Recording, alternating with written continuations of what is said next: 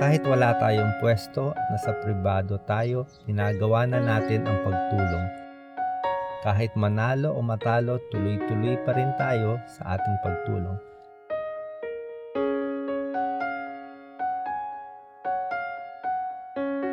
Tanging ang matagal na pagtulong sa kapwa at pagmamahal sa bayan ang ating sandata. Kahit wala pa tayo sa katungkulan, marami na po tayong natutulungan. Salamat sa Lord. Thank you, Lord. Thank you, Lord. Thank you, Lord.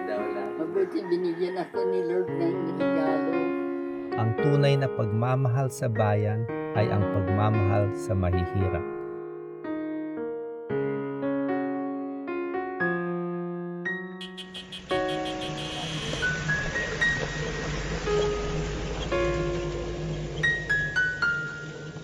Kapag mahal mo ang Diyos at ang kapwa, yan ang magbubunga ng magandang kinabukasan.